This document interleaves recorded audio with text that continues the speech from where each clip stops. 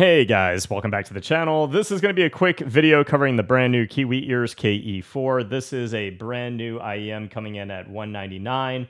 It is aesthetically pleasing and has the ergonomic curves to make comfort just as equally pleasing as its overall aesthetic. You can see it's got that 3D printed resin shell, and then the faceplate here is actually a clear, translucent, and see-through top layer met with a metallic silver bottom layer that makes it look pretty blinged out with the Kiwi ears logo to match. I think it's a visually stunning IEM and one that is, again, very comfortable for streaming purposes, gaming purposes, no issues at all using these for greater than 8 hours. I do have the contents of the box. You get the Kiwi ears carrying case. The default cable here on this set is a 3.5 termination, and it is visually actually nice to look at as well, matched with the IEM itself. It is on the thinner side, something that is very flexible and very comfortable. I had no issues with the 2-pin cable that comes with the KE4. There is a new type of silicone ear tips with the KE4. I think they actually look and perform quite well. I was very happy with the ear tips, and I would not need to personally replace those. You also get a bag of filters should you need to replace your filter. This is the Aeros S cable. It's what I use on a daily basis for all of my IEMs. This is not what comes with the KE4. It is what I used for testing related purposes. The cables do not make that much of a difference whatsoever in terms of its gaming performance, so keep that in mind. In terms of the KE4, this is what is using what I just saw Critical refer to. Big fan of Critical, love his IEMs. What he refers to as the new meta tuning. It follows the tuning curve of the new Dusk by Critical, and it also follows things that we recently tested, the Dunu DaVinci, as well as the Mega 5 EST, which is an IEM that is really loved by DMS for music-related purposes. And I would say that with the diffuse field tuning, it definitely does feel like a really nice IEM at $199 for music-related purposes, and it's coming in the cheapest out of the IEMs using that diffuse field tuning. Cheaper than the Dusk, the Dunu DaVinci, as well as the Mega 5 EST, rocking 2 BAs and 2 DDs on each side. I enjoyed these for music, and to me, they come off a little bit warm, but you do get that lively, live performance type feel, something that feels a little bit more immersive. Now, for me, in game, and I'll definitely get into my impressions, I'm actually going to show you guys recordings of gameplay in COD as well as Apex and Valorant with some of my live impressions of this particular IEM. And I'll just come out and say that I've not really struck a chord with this particular tuning for gaming-related purposes. I think the diffuse field tuning for gaming, it lacks a little bit of clarity, and I think for separation and layering, there's just things that come out a little bit more clear with more technical detail for comp purposes that work better on other types of tuning. I do use the Arate, you guys can see it over here on the right side, as kind of my now standard target of when I'm testing and comparing IEMs. That's the one we worked on with Zagat and released a few months ago. But that's really been my target for testing and A and B testing IEMs. And you just really notice a lot of major differences between the two types of tuning. With the diffuse field tuning, going off my general impressions that you guys will hear looking at the gameplay as well, for Apex, I kind of put this at a B to a B minus, and it's more so leaning towards a B minus. And one of the big issues will be the separation and layering. I think the imaging here is actually okay. You get a decent sense of depth perception as well, especially when navigating around the map and targeting people and targeting gunshots, gunfire that's happening at different POIs. You get a sense of map awareness. What it becomes an issue is when things get a little bit closer, you lose out on that separation, layering, and detail of those light taps that are happening around you. You lose a sense of airiness and a sense of clarity, a sense of vision of the things that are happening around you. And you guys will see that in the gameplay as well. In Call of Duty, I actually thought the tuning was going to be quite a bit better for COD as it was in Apex Legends. I would say, though, for COD, I would have to put this around a B minus to a C plus. I think it falls flat in the areas, again, of clarity, detail retrieval, as well as separation and layering. And I just felt imaging as well could have been a little bit better. but still making the Wallhack certified tier list. So if you're looking for a set that sounds like that and you want that diffuse field tuning, this will be one of your cheapest options. For Valorant, this actually worked the best in Val. I thought for somebody who's looking for a nice competitive set or a casual listening set for Valorant, this actually performs well, and I'm going to put it at a B. I think for horizontal imaging, for depth perception, and for emphasis around the map, you're actually getting a nice hit that directs your attention to those areas when you need it. I felt that my reaction time to audio cues that were happening around me, despite me shooting a Vandal, I was still picking up on people spawning around the map in a deathmatch, still picking up on the taps, especially the thumpier taps come through really well on the Kiwi Ears KE4. So if you're a Valorant player and you want that diffuse field tuning, this is probably a great option for you, coming in the cheapest again at $199. Being a very comfortable set and one that looks very aesthetically pleasing. I'm just going to cut to the gameplay. You guys can see some of the comments that I had in real time testing these in Apex, COD, and Valorant. The KE4, just from stepping in game, you get this sense of immersion in the IEM. It's definitely on the warmer side. It's got this more action-y feel with additional warmth as opposed to something that's a little bit more analytical.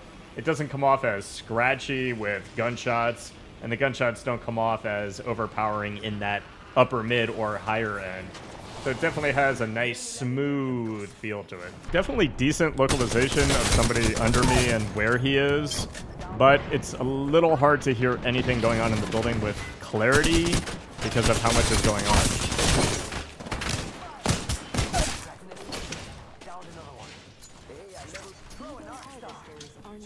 I'm getting a decent sense of separation right here, but it's definitely a little bit overwhelming when I'm shooting.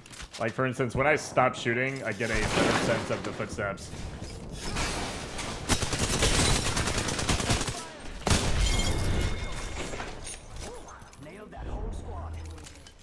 So when I was kicking the door, you get that big impact. I just lost all footsteps of the guy in front of the door. Obviously, I know he's there at that point, and I know and understand my positioning. But if I was to be trying to clinically listen to something, or critically listen to something, I don't quite think that this would be the appropriate IEM for that purpose. I'm not getting quite the localization I want on the people in the building. I heard the guy reviving, but personally, the technicality of exactly where that guy is in terms of depth, it could have been a lot better. Also, the footsteps in the building, I know there's more than one person, but the separating out the steps and getting a gauge on depth and height of where each of the individuals are in the building is what's a little bit more on the difficult side.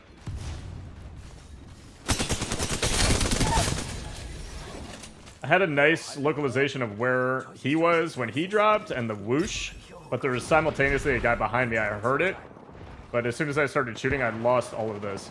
And I know there's people to my right, but it's not coming through quite as well as I wanted to with Octane Stimpack, which is more of a separation-related issue. I couldn't even hear the gunshots as I was jump padding. The shots from a distance are definitely coming through strong, which you definitely want, right? As you're rotating around the map, you want to be able to hear those shots and be able to say what POI specifically they're at. If they're in front of the POI, like, I know those shots are coming from inside of this POI. These little taps and these slides over here, I definitely want to be coming through a little bit more. Super clear, direct on the Thaki footsteps in terms of localizing, but then once they get in the water, just so different.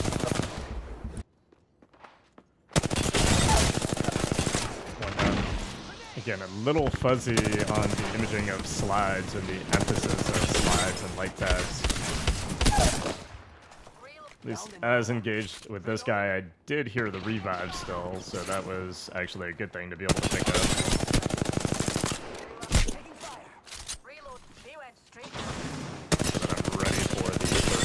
Up and probably healed.